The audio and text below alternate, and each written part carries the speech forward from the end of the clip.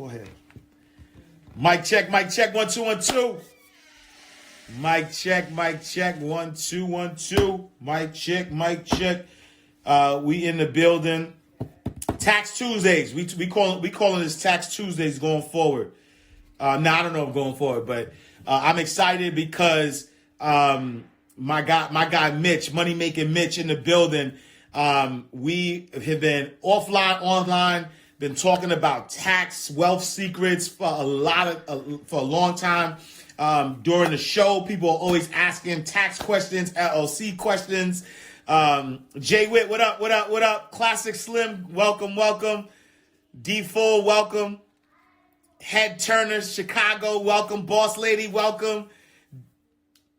Tanisha, welcome. D4, I think I said you already, but welcome. I'm excited. You know what I'm saying? Like I get a lot of questions about how to maximize your taxes, LLCs, business structures, all that stuff. And so I wanted to bring, my guy, my CPA, Money Making Mitch, in the building. Just so that we could get to a space of, I can give you that work. You know what I'm saying? Cuzzo, what up?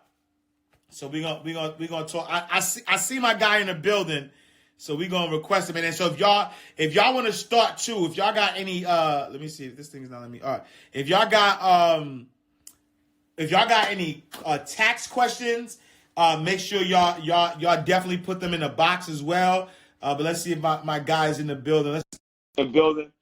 Money Making Mitch, so we can make it happen. You know what I'm saying? I'm excited because we got some stuff brewing. We working on some things, but I wanted to bring my guy. I can't see you, King. There we go. Check. Yo. Mic check. 1 2 1 2. What's the vibes? What's up, bro? What up, my G? What's good, man? What's up, man? Good, man. Bless. How you been, King? I'm good, man. I see you got the fresh. Yo, how you got your beard shaped up, man? You going to the barber and all that?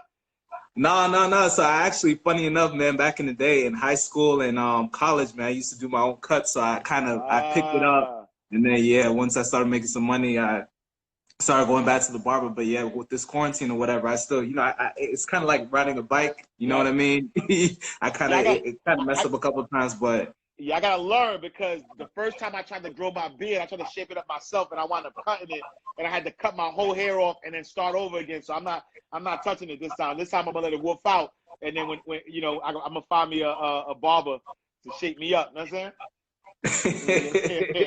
It takes work. It takes some time. It was years in the making to finally kind of get it together. But yeah, man. Not back to that. But Mitch, I appreciate you, brother. I thank you for joining. Thank you for agreeing to do this because, you and I have been talking offline about our program, Tax Wealth Secrets, that we've been putting together.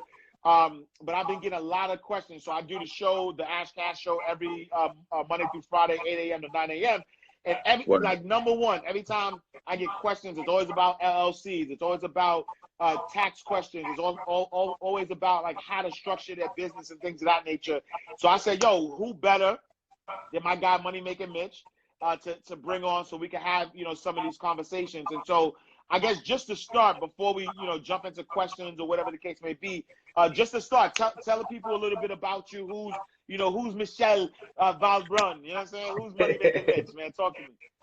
Yeah, man. First and foremost, King, I appreciate you having me on here on this platform, man, to be able to give this knowledge to your community. And man, definitely honored. I think it's much needed, especially with everything that's been going on, bro. And I'm going to talk more about how taxes and learning about the tax system and finances could really help you build generational wealth. But yeah, man, really with me, my name's Michel Valbrun, aka Money Making Mitch, certified public accountant and tax strategist, award-winning author too. Just released my book, Prolific Profit, in honor of the late and great Nipsey Hussle. You know what I mean? I also got the game for you, helped me out putting that thing together through your course or whatever. So appreciate you on that, man. But yeah, really with me, man. Haitian American parents came from Haiti to the United States, really to give their children an opportunity to be able to achieve more than they have achieved. So fortunately, through that experience, man, I've even though they taught me some good things, I had to do a lot of self-learning when it came to money, when it came to finances, For me, you know, I always had an itch for entrepreneurship, always had an itch for making money. And, you know, I decided to choose accounting as a route to go because I got some game from one of my economics teachers who said, you know, accounting is the language of business. And through that experience, man, I just been, you know, over the past decade, man, just created my firm, Valbrun Group, and we've been helping entrepreneurs, business owners, you know, even regular, you know, folks as well, you know, really help them save $10,000 to $100,000 on taxes legally and ethically using our CPA success system. No, I love that. I love that. And so, talk to us a little bit. Let me just pin this real quick because I wanted to pin so people know what we doing. And you said, you know, help people save money on taxes legally and ethically, right? And so I asked the question earlier, right? There was like these 3 buckets, right? And the question said, taxes now, pay taxes later, or never pay taxes. As a CPA, as somebody that knows the tax game, if you had a choice between paying taxes now, paying taxes later, or never paying taxes, what would you choose and why? Bro, well, first and foremost, when it comes to taxes, this is the biggest thing that a lot of people don't realize this, man, was when it comes to taxes, it literally is one of the largest expenses that you have, period. You know what I mean? When you bring in money, you pay income tax. When you pay for something, you pay for sales tax. You know what I mean? When you purchase property, you get hit with property tax. When you sell the property for more than what you bought it for, you get hit with capital gains tax. And then when you die, bro, even when you die, man, you get hit with estate taxes. Right. You know what I mean? So the tax game is crazy. When you really break all those numbers down and everything, it comes out to like 50% of your expenses. Wow. So really for me, as far as the buckets, it all depends on your plan, my strategy. So what I'm trying to do, obviously, if I could, I wouldn't want to pay any taxes, right? Yeah. But there's sometimes, depending on how you're structured, depending on what your goals are, you may want to pay, you may have to pay a little bit of money in taxes, but there's ways, legal and ethical ways to move your money around, shift it around in order to do that. So one of the ways to reduce how much you pay in taxes or not have to pay taxes at all is through, you having, do maximizing out your deductions. All right. So maximizing out your deductions, once you expense something, that reduces your tax liability and you never have to worry about paying that tax again. So for example, just to give you, and I'm not sure where everyone's at, so I'm kind of start with the basics and then kind of build up from there. But like when it comes to taxes and deductions, the first thing I wanted to share is one, if you're not an entrepreneur, if you're not a business owner, you definitely want to get in the game because the tax code, the way it's set up, is definitely set up for entrepreneurs, investors, because really what they're looking to do, what the government thinks they're doing, is trying to incentivize people to help spur the economy. So entrepreneurship, investing, especially for real estate investors, there's a ton of strategies and things that they can do. But as far as like, let's just start off with the business owner, right? As a business owner, the IRS has 4 requirements in order for you to be able to legally deduct things. So, and I like to, for a lot of things, just going through the CPA exam, as I was studying for it, I had to come up with a whole bunch of mnemonics and acronyms or whatever. So I got this acronym for deductions, right? So it's tax-free. So just remember the word free. So there's 4 requirements.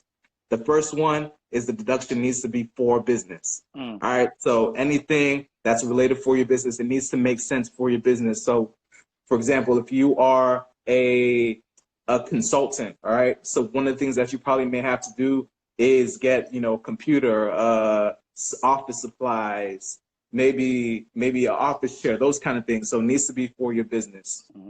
The second thing is it needs to be regular, right? The IRS calls that ordinary, but it needs to just make sense for your business. So you can't have anything off the wall. So they look at, when you go register your business and you put in that business code, they use that code in order to compare, what other businesses and people in your industry are doing in order to make sure everything is everything makes sense. So it needs to be regular. It can't be anything crazy.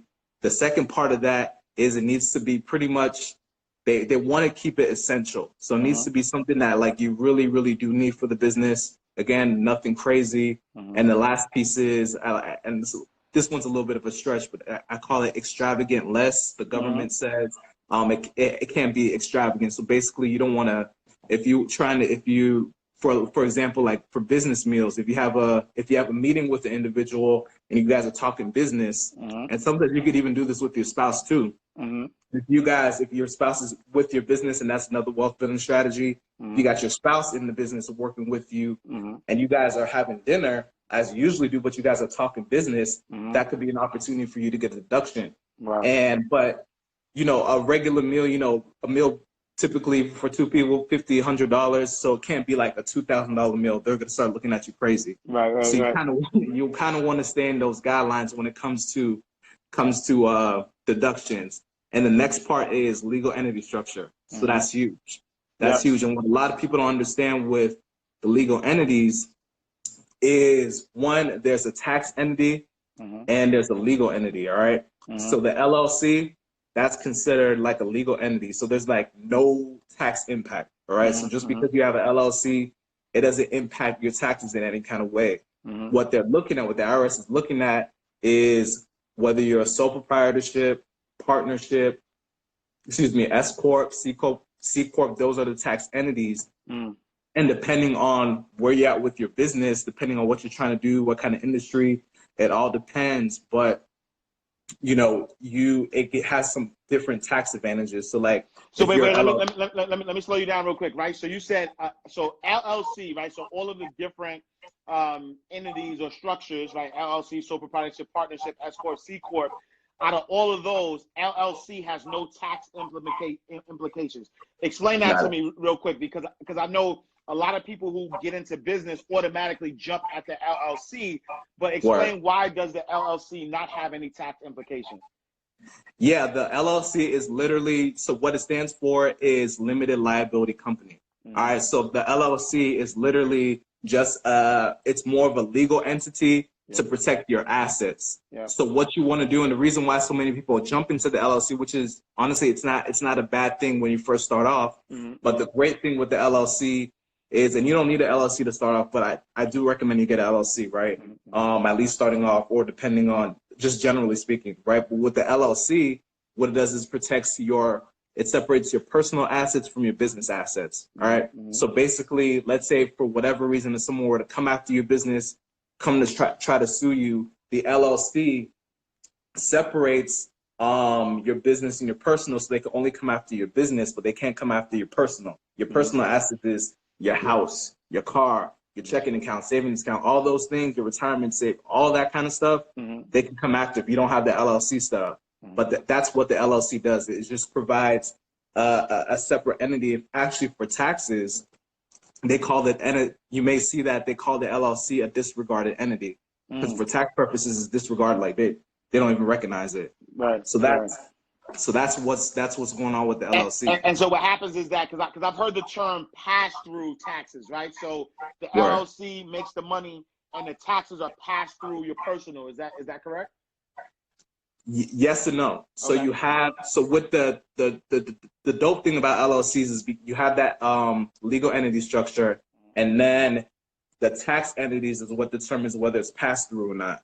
So the sole proprietorship, that's a pass-through entity, meaning that whatever hits your tax return, whatever profit or whatever income that comes from there, that gets passed through to your personal, gets added to it.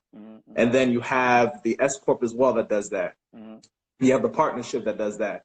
The business structure that's not passed through is a corporation, so a C Corp. And that gets its own tax. It gets a flat 21% tax rate. That's separate. And then you would take like a salary out of that. So that's and would you get taxed on the salary if you had a C Corp? Yeah. So you pay payroll taxes, because when you have a salary, you get hit with the FICA, the Social Security, all that kind of stuff. The business pays for their portion, and then the employee or the person who's getting paid pays for the other half. So usually that's like 15.3%. And that's another thing too. So when you're looking at these different tax entities, typically, and this is just again high level, the reason why people make the switch from the sole proprietorship to the S Corp is because as a sole proprietor, you pay what's called self-employment tax. All right. And the reason why the government does that is if that's their way of trying to get back some of that payroll tax that you would have paid. So think about it. When you're working a 9-to-5, a W-2, you pay about 7.5 on as an employee on taxes. Your employer pays the other half of that. Well, because you're self-employed, you're the owner and the employee, they want you to take care of all of it. You know what I mean? So you pay that 15.3.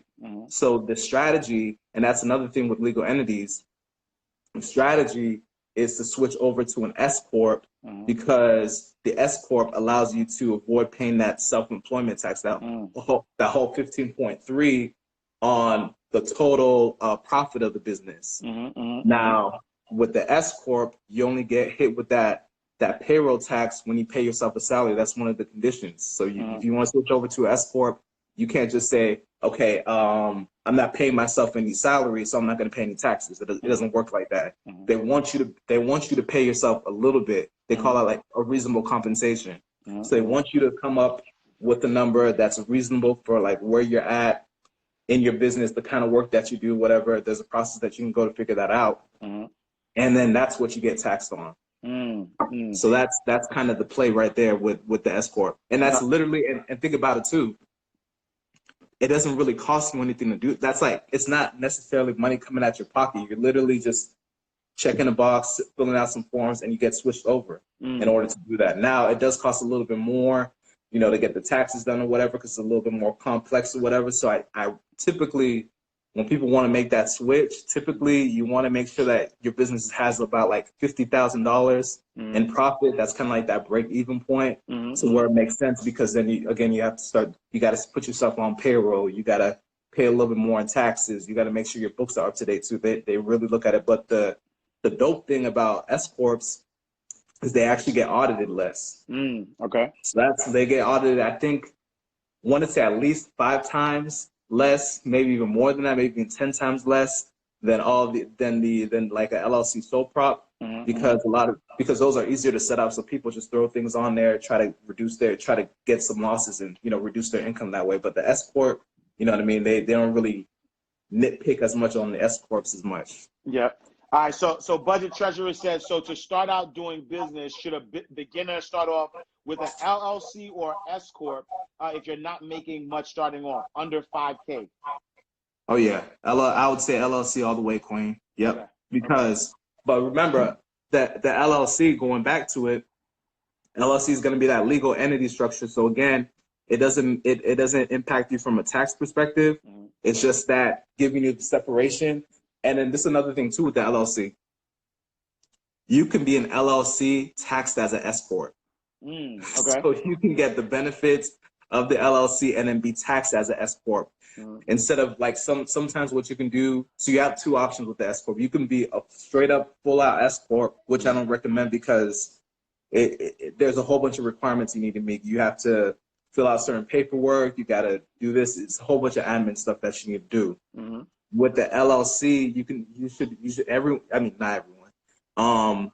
LLC is usually the best move. Do it super easy to get it. If you're in Georgia, wherever you're at, you can just register with the Secretary of State, $100 or whatever.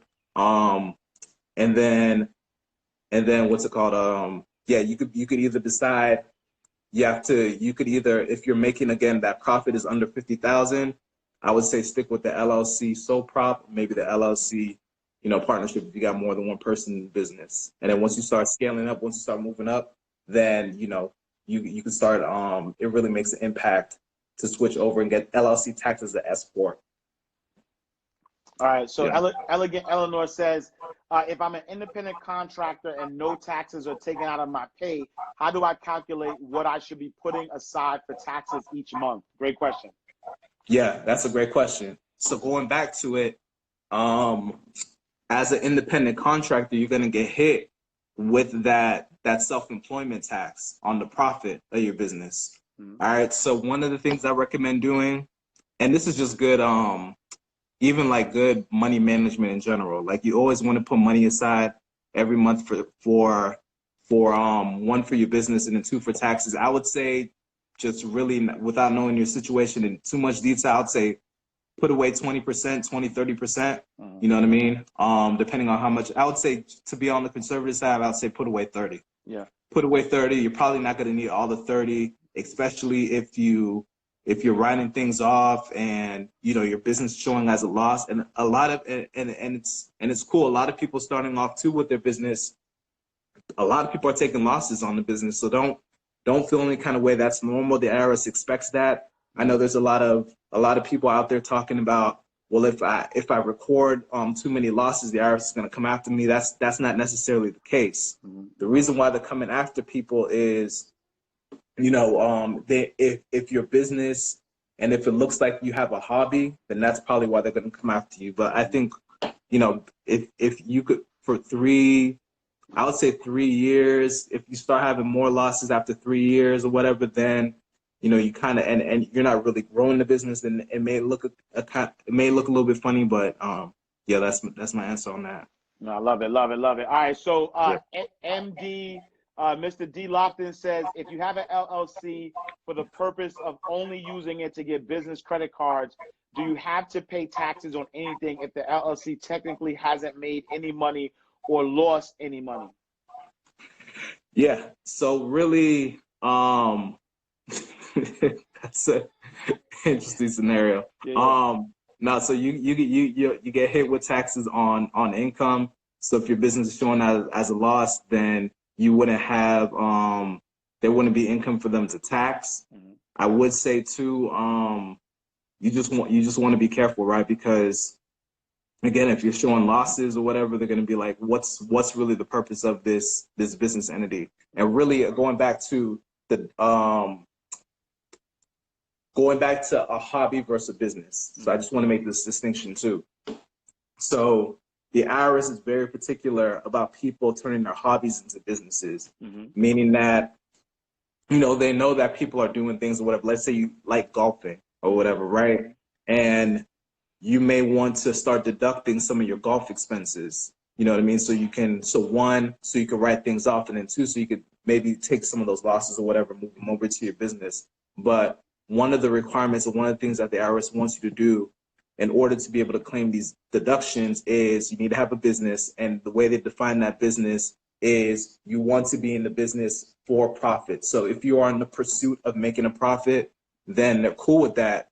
So they want to see that. So if you're having no revenue, or if you're not having a ton of revenue, but you have a whole bunch of losses, then, that can kind of start raising some red flags, and they're going to take another look at it. Because really, another thing too, what you got to think about it, it's kind of like you're just taking on more risk, right? Because when you file your tax return, it's pretty much all automated. No one's really looking at it. But then when they start seeing things like that, it throws up a flag.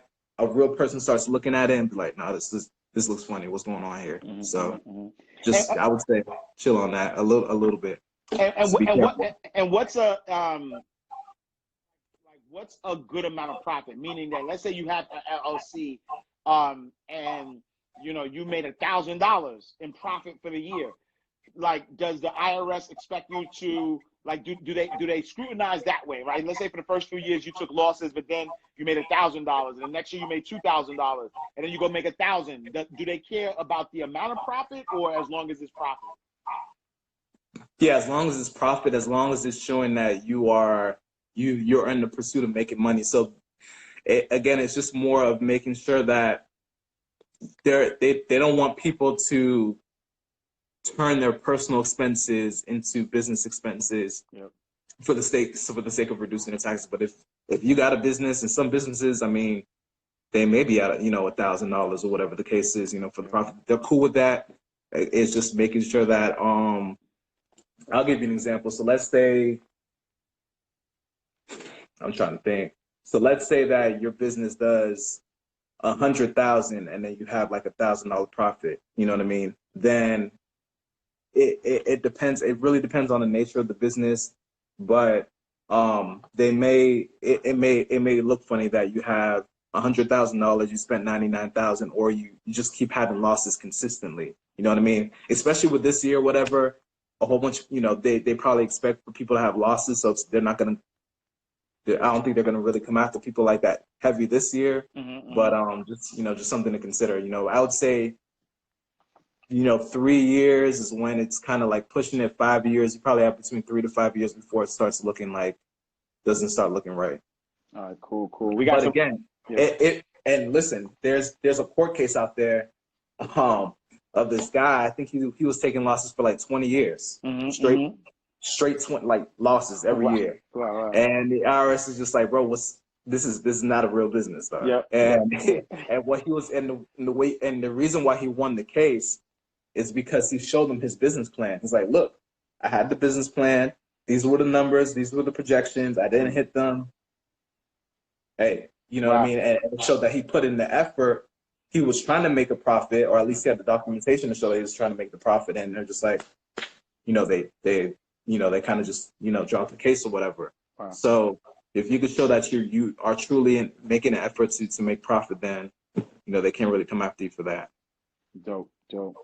All right, so we got some questions in the question box. I'm going to go with Be Good Energy. So my girl Davita says, I have an NYC MWBE. How to best leverage to structure sustainable system for my family, happy to offline. Yeah. So she has a MWB, minority woman. Business entity. Yeah. Yep. How to best leverage to structure sustain for the family. Yeah, great question. I would say we definitely need to talk offline to really get down to your situation, but I think it's a great question to share, or something I can share with the group. So yeah, it's amazing what you could do with the business and your family. All right. So, and I know you probably talked a lot about the family office management company, but sure. The great thing about having a business, and this is another thing too, if you have a business, you could pay your children from that business. All right? Talk about that. Yes. Yeah. So check this out. So with your business, you could pay your children through the business. All right. There's different ways to do it. So I'm gonna just start off with the LLC as a sole proprietorship. So you can pay your children under 18 up to the standard deduction rate for a single individual filer for 2020. That's $12,400. All right. So you could pay your children through the business, take that as a deduction. All right. And they get to, and you don't have to pay any payroll taxes or anything like that. And they don't have to owe any money on taxes. So that's the beautiful thing in it. What's right? No. If y'all notice, in my lives, I've been having my daughter working. She's sending out books. Guess what's gonna happen? You know what I'm saying? But Deduction. Yes, sir. That's it. Yeah. But check this out too. If you really want to, and think about this. So this is it's more than just taking the deduction for the business, right? It's an amazing strategy to pay for your children's college, start building up that college fund for them. Okay. Do tell. I mean? Talk to us more about that. Yeah. So you take that $12,000, you keep putting it into the account, then you pretty much could pay for the college. You know what I mean?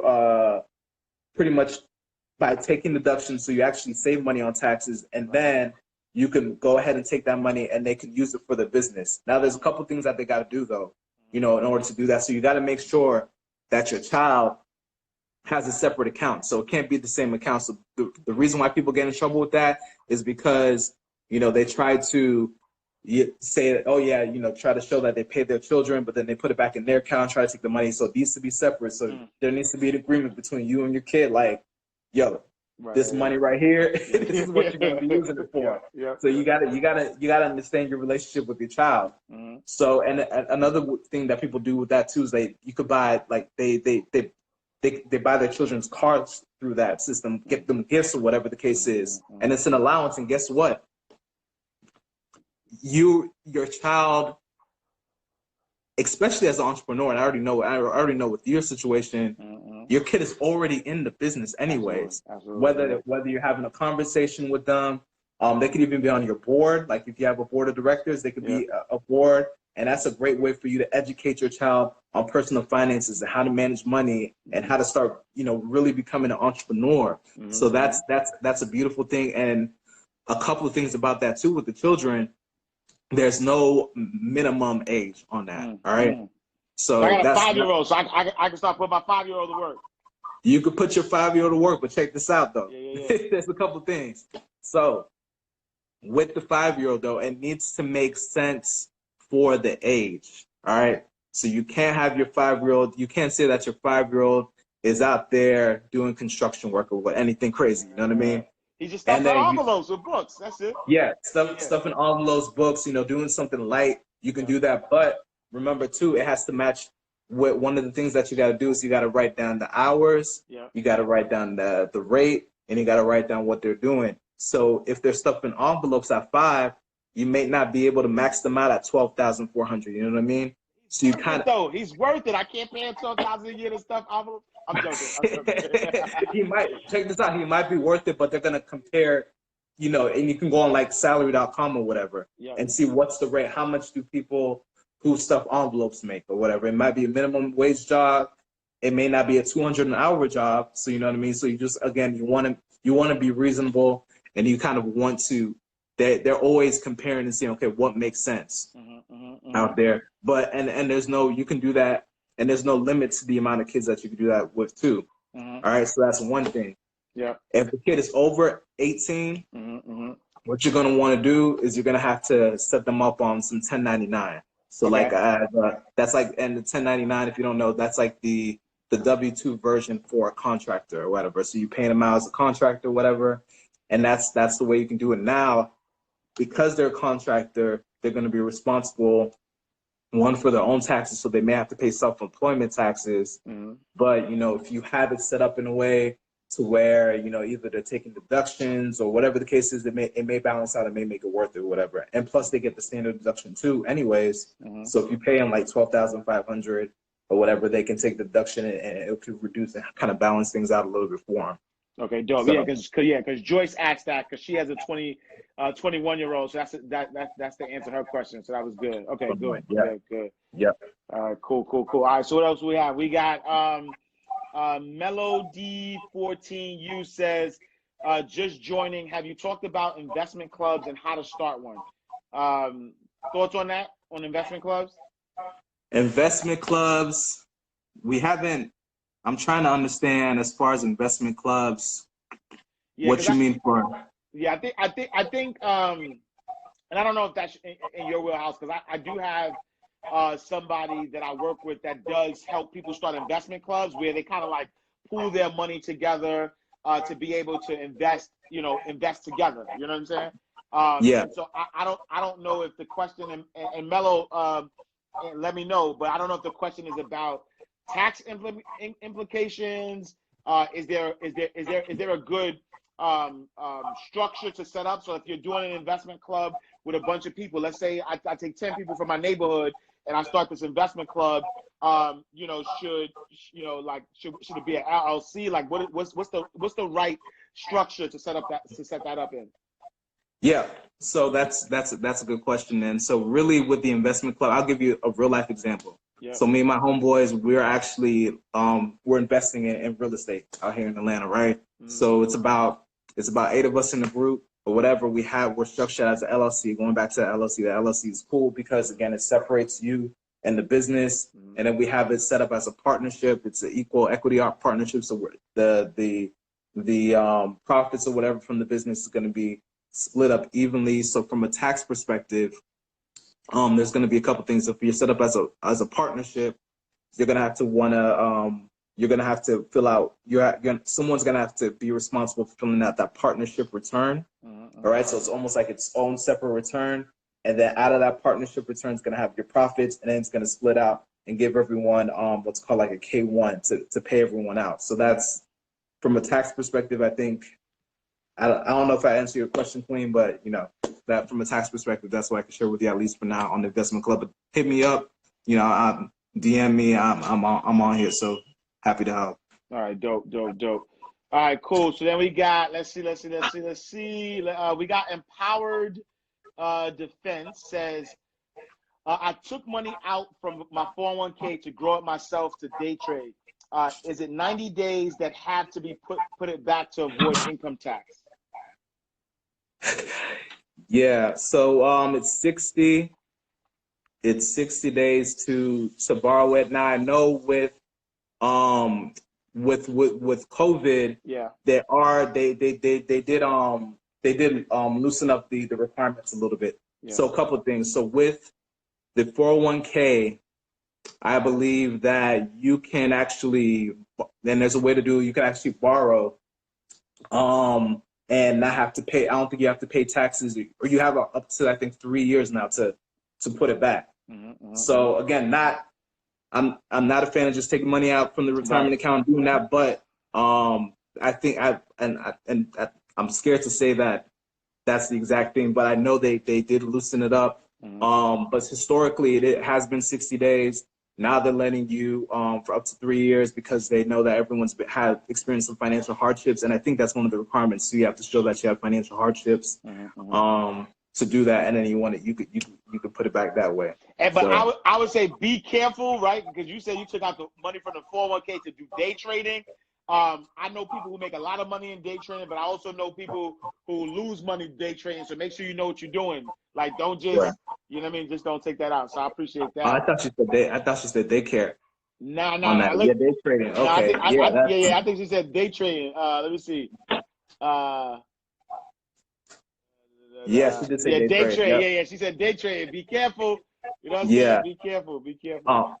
But another, just to add to that too. So you have the IRA too. You have a self-directed IRA. Yeah. So when you said the 401k. That's a great point. You know what I mean? You can't. So the 401k, and there's different kinds of. You have the traditional 401k that you get from your W-2 job, your employer, and then you have the solo 401k if you're an entrepreneur. So you got the solo 401k. If you want to control your investments, and this is another thing too, going back to the kids, I'm about to tie that back into. If you want to really be able to control your investment account, you want to do that through what's called a self-directed IRA. Okay. So one of the things with the self-directed IRA is within the IRA account, you now have full control of how those investments work. So with the 401k, you're kind of locked into, their investment accounts and whatever they want to do with it. Self-directed IRA, you can actually use the self-directed IRA to invest in real estate. So you could even do that if you wanted to. Going back to your point, Queen, on the day trading, you're probably better off doing it through that self-directed IRA account, or that's probably going to be the best way instead of switching it over. So maybe for you, I mean, we'd have to talk one-on-one. It would probably, I mean, depending on when you pulled it out, if you what's it called? If you converted it over, did a direct transfer from a 401k to a self-directed IRA, then you wouldn't have to pay taxes on that. So that's one thing. And then inside that self-directed IRA account, then that's when you can start, controlling your investments. So that's probably the best move. Going back to the kids, you pay your kids on the $12,400. You can even max them out on the IRA too. So $6,000 on the IRA. So you could really look at it like an $18,400 deduction on that. So you could pay them to $12,400 and give them, and you can give them $600. All right. Okay. Yes, sir. We getting wild deductions this year. Okay. Somebody says, from a tax perspective, would you recommend I open a business account or continue to use my personal account? Ooh, that's a great question. Yeah. Great question. 100%, you want to have that business account set up. Yeah. I was about to say. 1,000%. Yeah.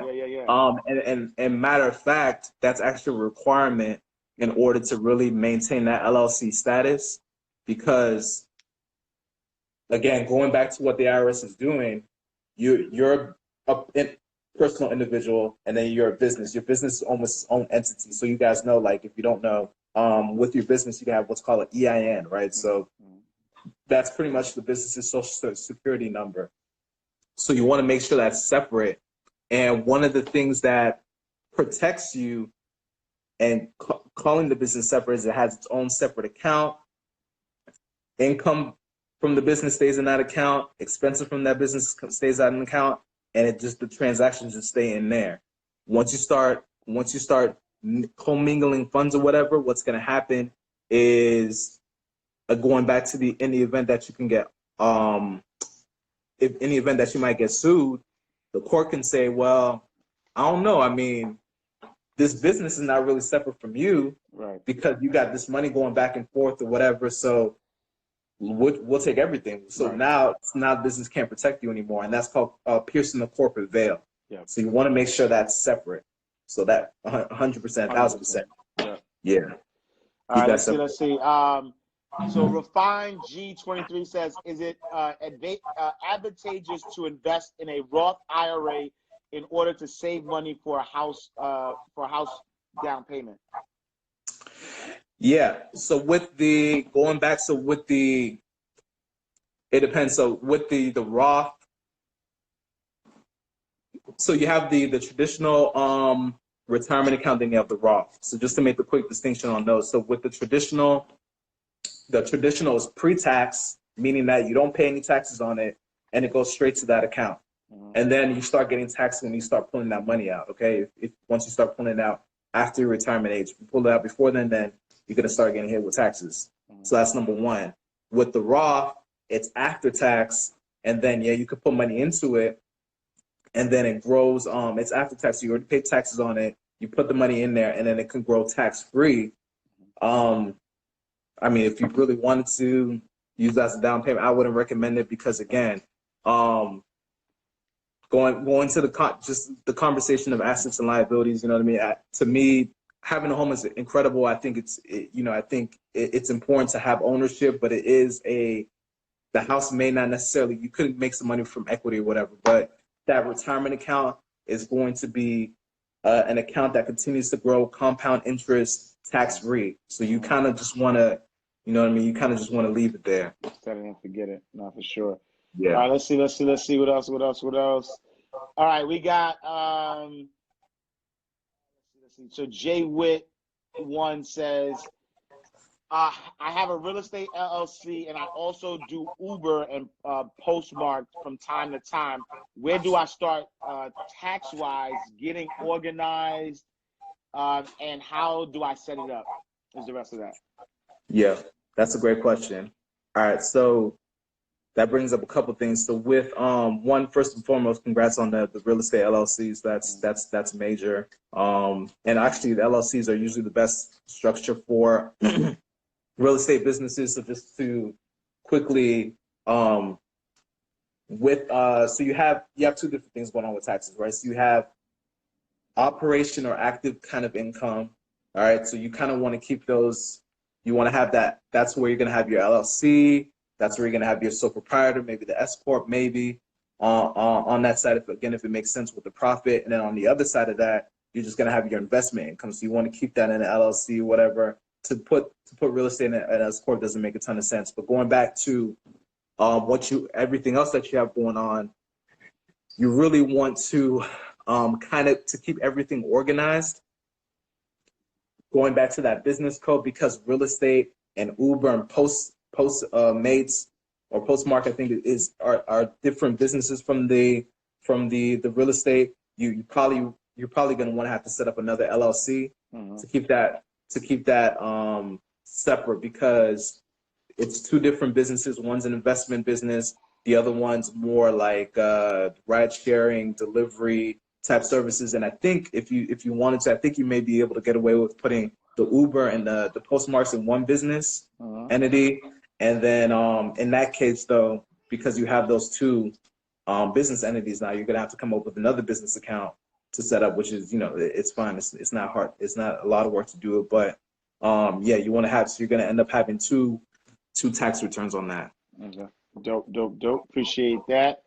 All right, so Floyd Deed says, what happens when you sell assets in Roth IRA to add to an existing holding in that same IRA?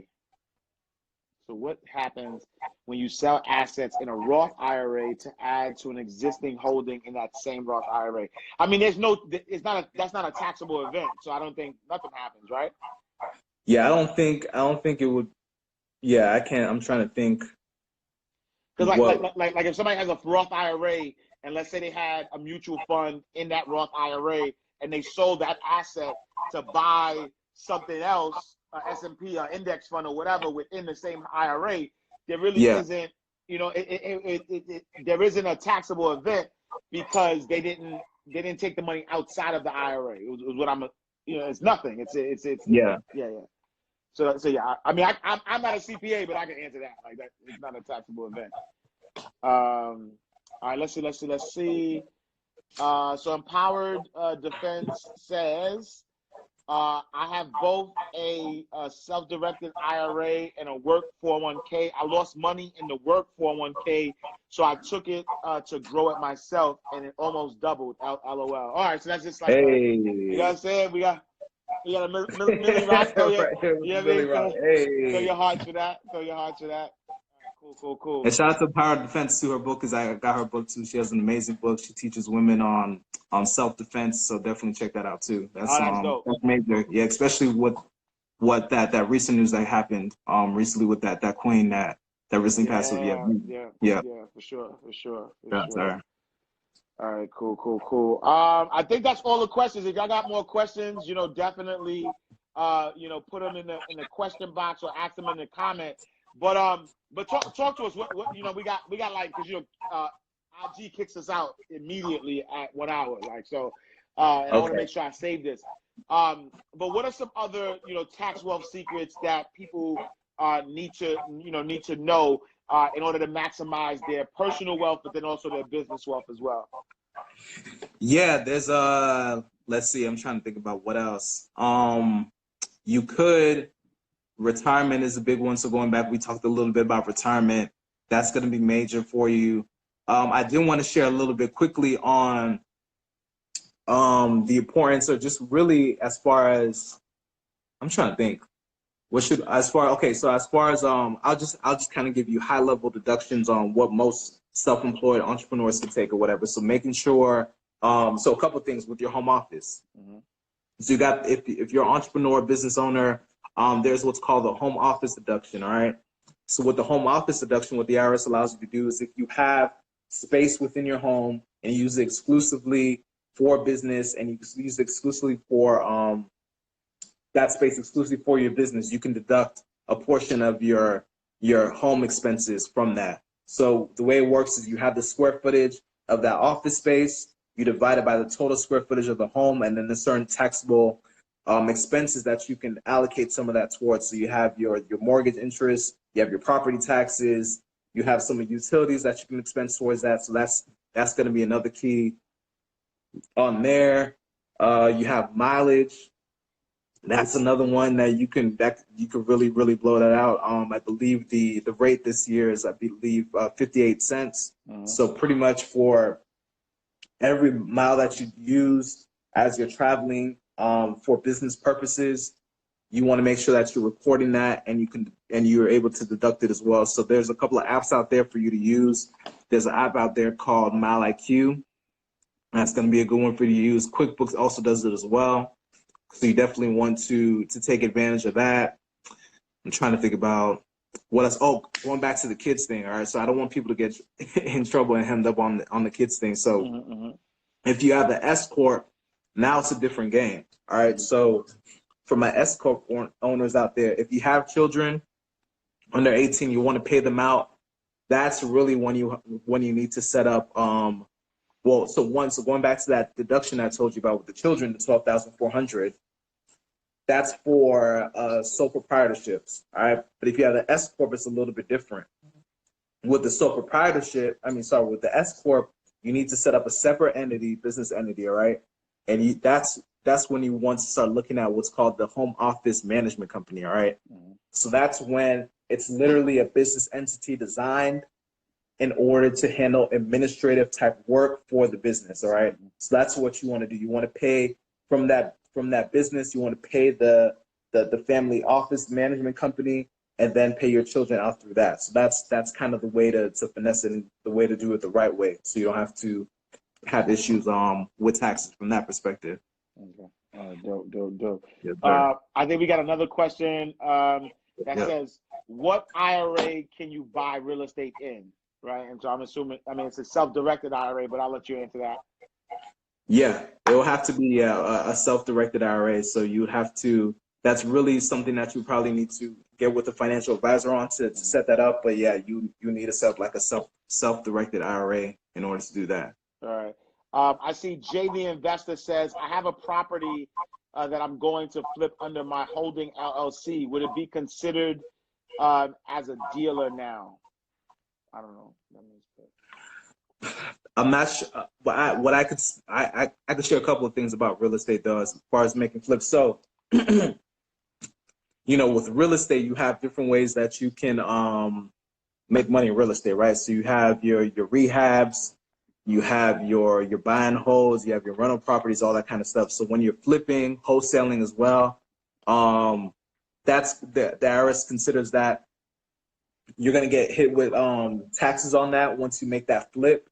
So usually, the best thing to do if you can is you can instead of flipping the money, well, it depends on your strategy. If you're trying to just try to make some cash or whatever, then yeah, then you're gonna have to pay taxes on that. But and you're gonna have to pay, and it's gonna be considered ordinary income because it's within less than a year.